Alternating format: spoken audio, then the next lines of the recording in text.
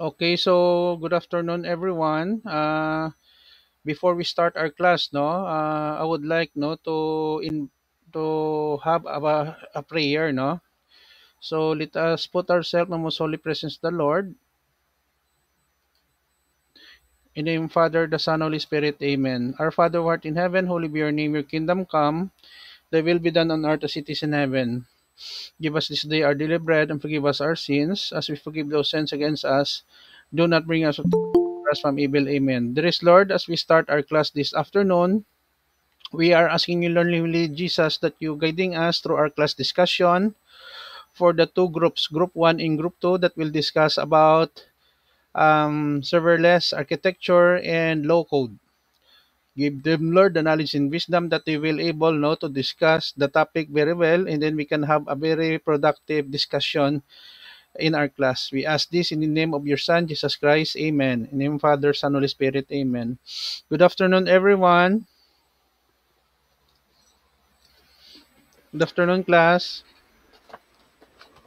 Yes, sir. Okay.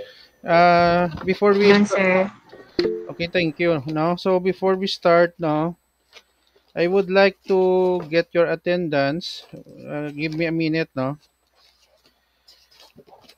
Where is your? Hmm, wait. Okay, here we go.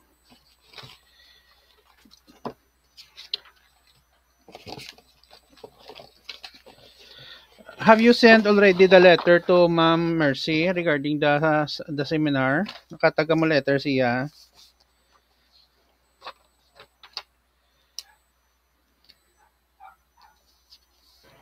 Wala pa, sir. Taga mo letter siya, no? After this, sir.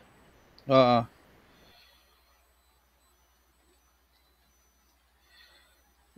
Okay. Okay, let us check your attendance, no?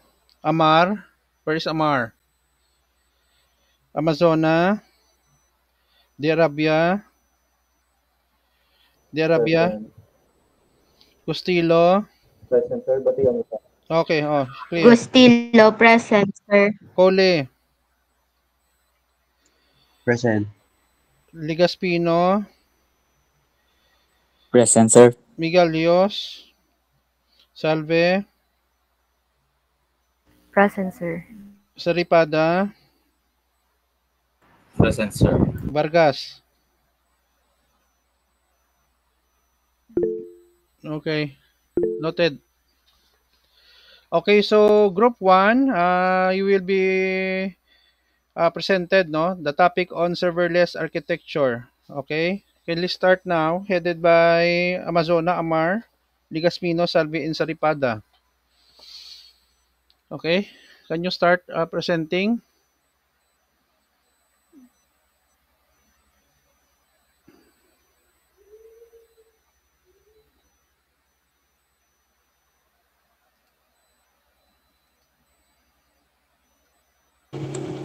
Good afternoon, everyone. So, our group will be reporting about serverless architecture.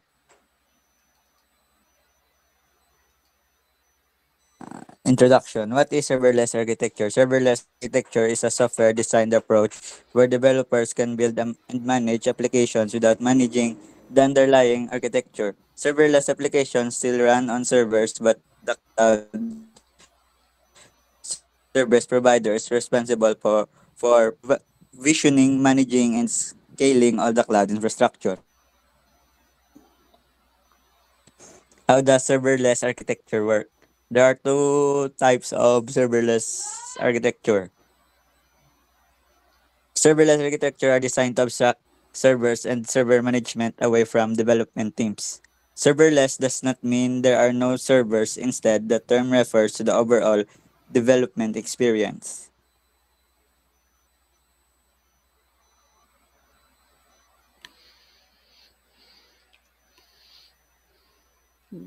Okay, continue.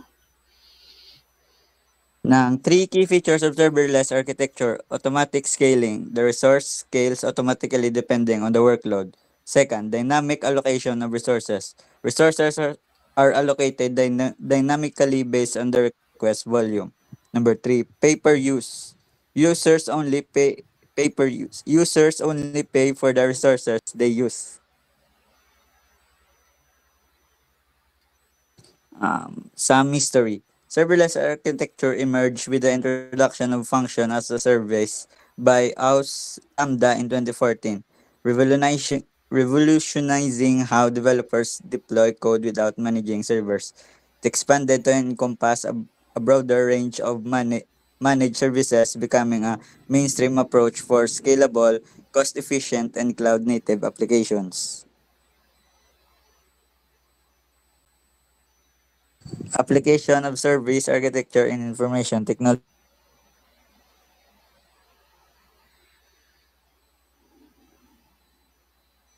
Real-time processing data processes data instantly enabling rapid analysis, insights, and real-time actions based on dynamic data sources. Microservices deploy independent functions for scalable microservices, enhancing component isolation and facilitating efficient development.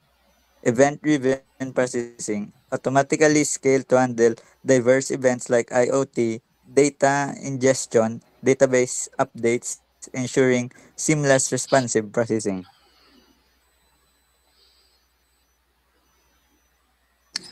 Web application and APIs. Build scalable APIs and web apps with modular functions, eliminating infrastructure management, enabling rapid deployment and scaling. Chatbots and AI services utilize functions for natural language processing and AI interaction, enabling intelligent, responsive chatbots and seamless interrogation with AI services.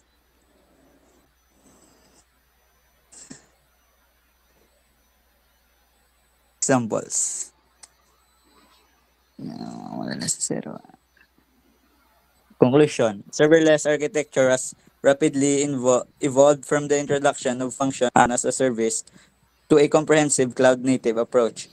It offers developers a scalable, cost-effective solution Till abstracting away server management and enabling efficient deployment of applications. As the ecosystem continues to mature, serverless architecture is poised to play a pivotal role in modern software development, driving innovation and simplifying infrastructure management for business world. That's all, sir. Thank you. Okay, so very good, no presentation. Kindly give group one virtual clap, no. So this topic about service architecture is very timely, no, to everyone. No, even me, I don't know what this service architecture is all about.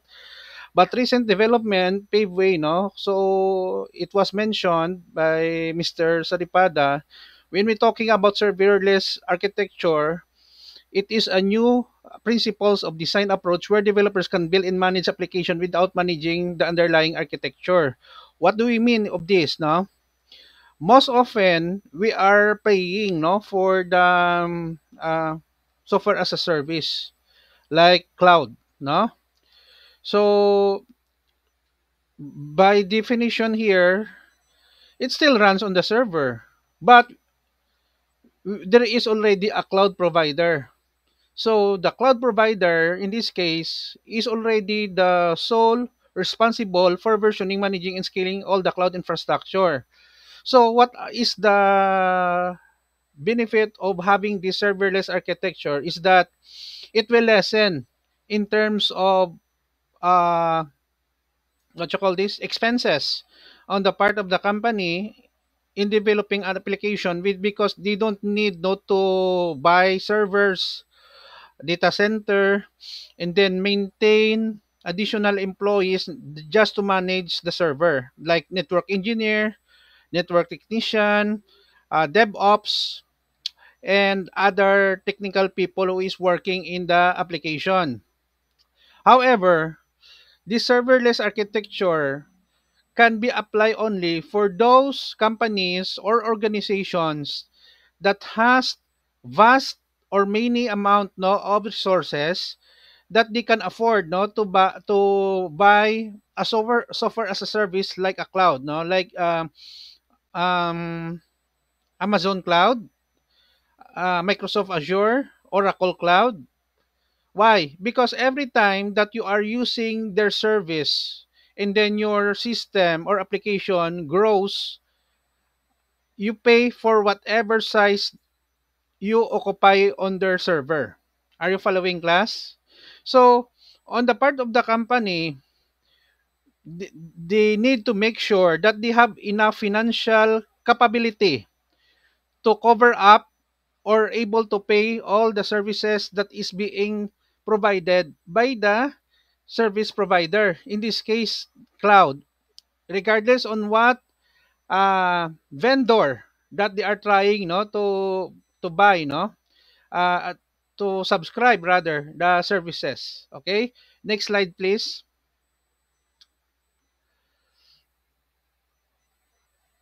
Mr. Saripada, next slide please. Can you move to the next slide? Okay, so as we can see here, we are more focusing on uh, applications rather than the managing of the server. So it was mentioned also, no, next slide please, about the different applications of serverless architecture, no? So we have here automatic scaling, dynamic allocation and resources, and pay per use. See, as I mentioned earlier, every time that you use a certain features or services in a cloud, you are paying for that. We are paying in US dollar or whatever currency that they are accepting. Are you following, class? So that is a very challenging, no, for those companies or organization that has small amount of financial resources. But for those that are multinational or enterprise businesses like banks, manufacturing companies, using this is much cost effective rather than investing in putting up their own data center or network architecture. Next slide, please.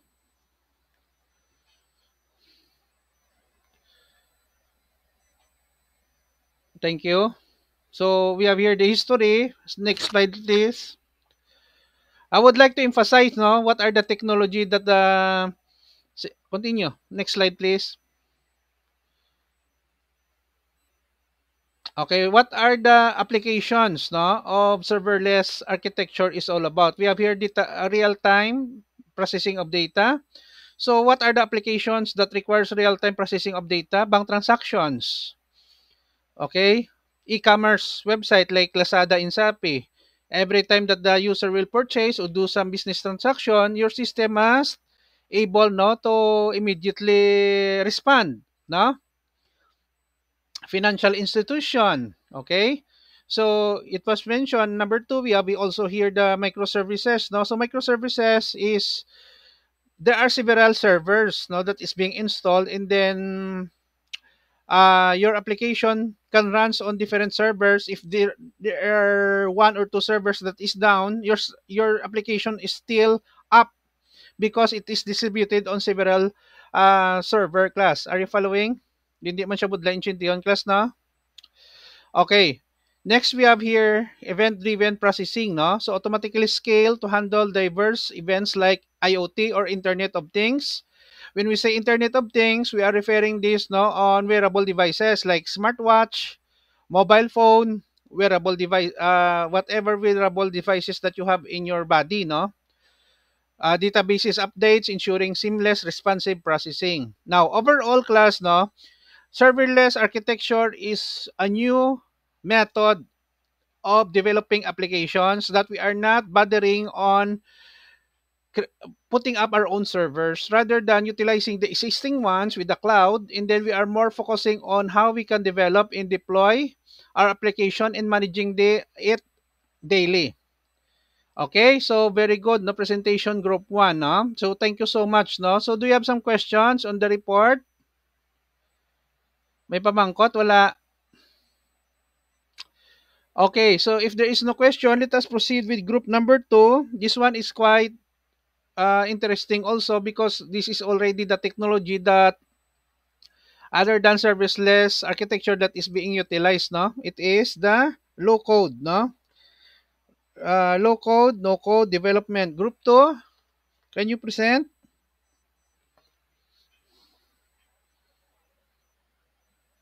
Where's group 2? Di Rabia? Bation ko sa Yes, okay lang. Bation. Share your screen.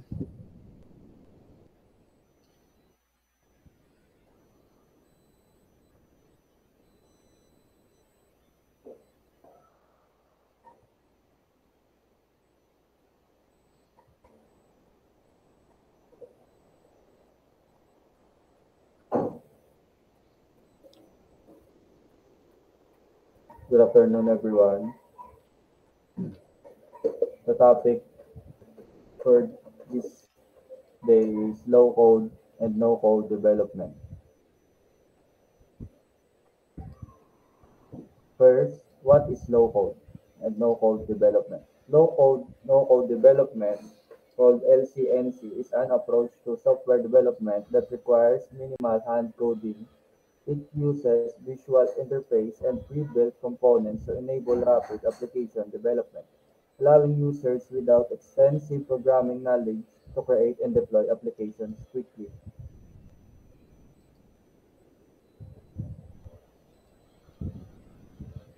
What is low code?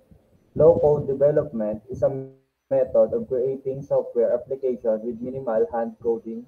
It utilizes visual interface, pre-built components, and automation to accelerate development, enabling faster deployment and reducing the need for extensive programming skills.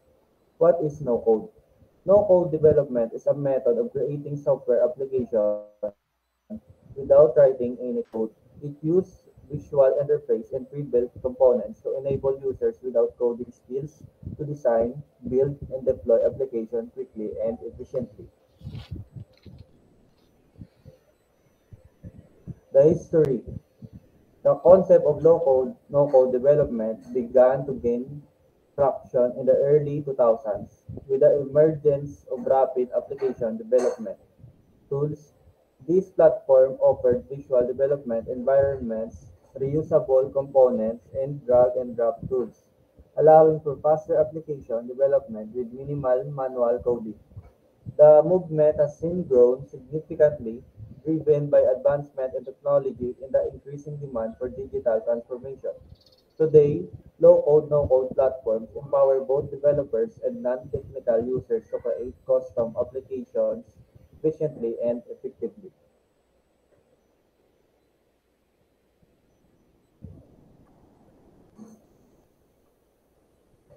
The applications in IT. Number one is the rapid application development. Number two, workflow automation. Number three, data integration and reporting. Number four, mobile application development. Number five, prototyping and proof of concept. Number one, rapid application development. Low code, no code platforms enable IT.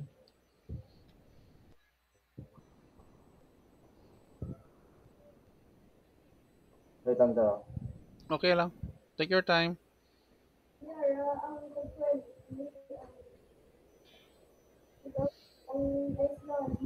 IT teams to build and deploy applications quickly. The workflow automation are used to automate business processes and workflows, improving efficiency. And the data integration and reporting facilitate the integration of disparate data sources. And the mobile application development, the proliferation of mobile devices, low-code, no-code platforms are used to develop and deploy mobile applications quickly and cost-effectively. And the last one is prototyping and proof of concept. IT professionals use low-code, no-code tools to rapidly prototype ideas. And the conclusion,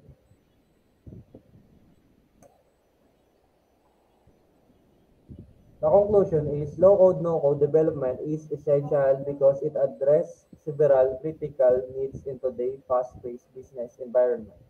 First, it accelerates application development by streaming the process and reducing the time and resources required to build and deploy software solutions.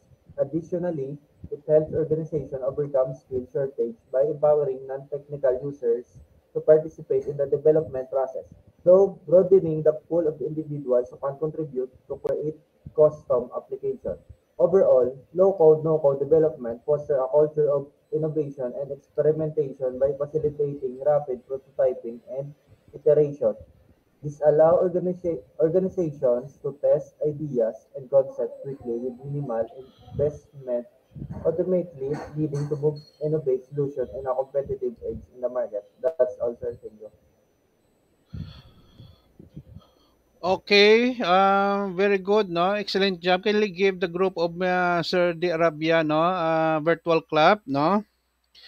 So, very good presentation. Actually, both two groups, no, were able to present the topic very well, no?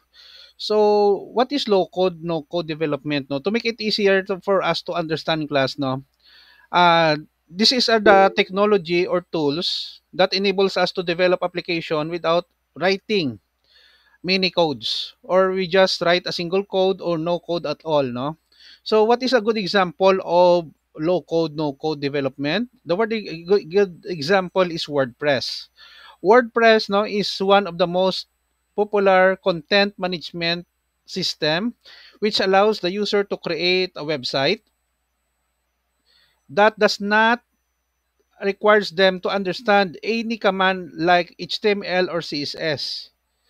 Make no mistake, having a knowledge on HTML and CSS or JavaScript is very essential to become a good web developer. But again, there are some people who does not know how to write a program because their field of endeavor is not computer related. Some of them are business, fine arts, engineering. But for them now to be able to create a website very fast and easier to maintain, they are choose no to use content management system like WordPress. Actually, there are many content management system in the market. Some of them are free, some of them are being proprietary, so there is a cost.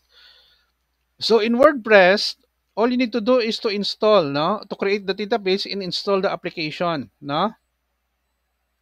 So I would like to share with you guys, no, my website, no. Let me share my screen so that you can see, no. Okay, can you stop sharing your screen, Terry, no? Okay. I would like to share with you guys, no, my, okay. So, my website is www.jakerpomperada.com. Just wait, no?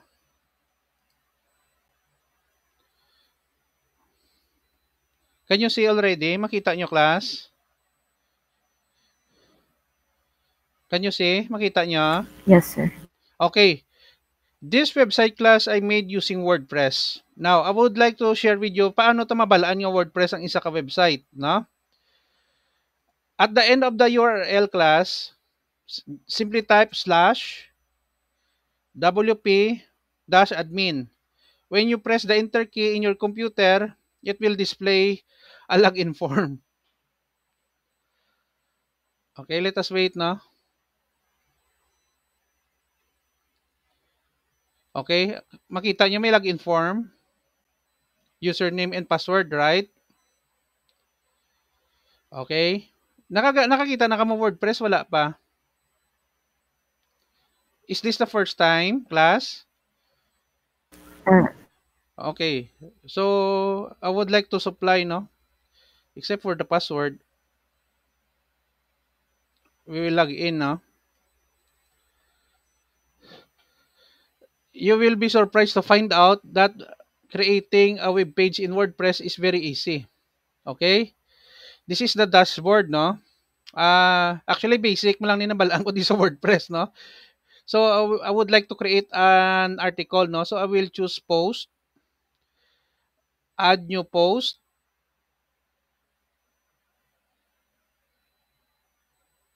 Let us wait, no? It's loading.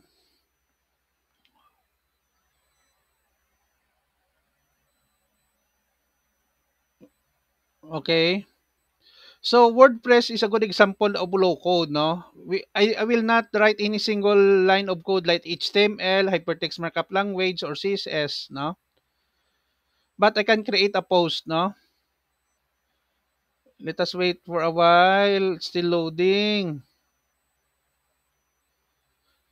The problem here is actually it's not the WordPress. The problem is the internet connectivity that I have here at home. Okay, so add new post.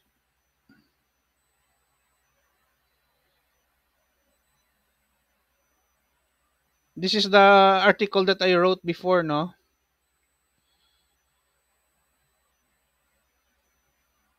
I just show you how to create a post in WordPress, no? I by the way, class, now for the next meeting, class, our discussion will be Digital Twins, Group 1, and Group 2, Internet of Behavior, IOB. I repeat, no, for next meeting, that will be next week, Digital Twins, Group 1, and Group 2, Internet of Behavior. I guess it is very slow, no? Still loading, no? Pero what is important, class, I already show you that using WordPress, no, is a good example of low code, no code, no? The design, I'm using plugins, no, for the design themes, no, in WordPress. For this one, no, I'm not the one who created, no. I just installed it, the plugin. This one. So the name of the plugin, class, now for your information is, our theme is News App by the Minsar. Some of them are, this is a free, no, but they are paid. There is also paid, no. Let's say, for example, this one, I will check this one, no. Multiply two numbers in a class in PHP. Close, there is an ad. Okay, I think there is already a post. No, still very slow. Okay. Actually, 90% of the websites in the internet, small websites, small and medium websites are written in WordPress, no? Or created using WordPress. The language of WordPress, class, no, is PHP. There is an ad, no? Programay lang ng ad, class. Okay. Simple lang na, class. Hindi man tayo dadaan sagad mag-design, no? At least may ara na ta website, no? Kung nga website. Hinagit. Okay. So at least I can give you some idea, no? Okay, let me stop sharing, no, my screen. Very slow, eh. Okay, class, no? So that's it, no? So excellent, everyone. Good job for having quality presentation. Do you have some question, class? May pamangkot? Wala. Questions? None, sir. No, sir. Okay, so next meeting, no? Our topic, no, for group 1 is digital twins. Group 2 is Internet of Behavior, or IOB. IOB. Okay? So thank you so much, no, for attending in our class. I really appreciate your support. And tomorrow is holiday, Labor Day, so enjoy your vacation. If there is no question, thank you so much for attending class. Class dismissed. Keep safe, everyone, and this extreme heat weather that we are experiencing right now. And stay safe, no? And God bless us all. Bye bye, class. Yes, sir.